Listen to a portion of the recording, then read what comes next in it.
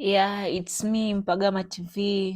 Kwanza kabisa ningependa kutoa shout zangu nyingi sana kwa wanawake wapambanaji ambao wanaendelea kuvuka mipaka ya hapa na pale ili kutimiza ndoto zao.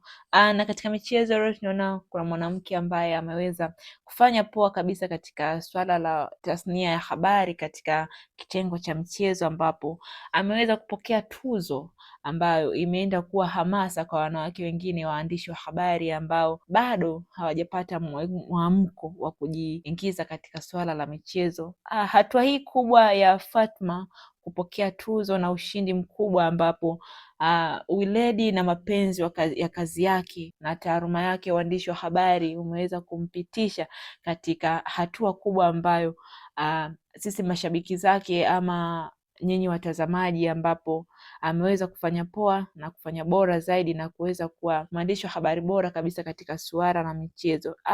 Tunapoangazia katika mafanikio ya pekee kabisa ya mwanamke huyo ambaye amekuwa chachu katika kuwahamasisha wanawake wengine kujishughulisha ama kuingia katika zile nyanja ambazo wanasemekana kwamba ni za wanaume pekee, ila hapana.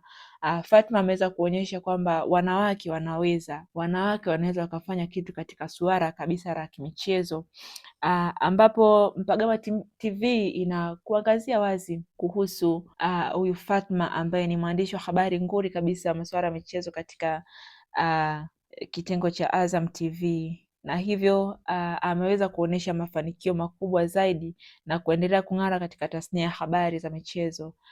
Ni mimi wako Veronica Mpagama ndani ya Mpagama TV. Usisahau kufollow, kusubscribe na kulike ili upate updates nyingi.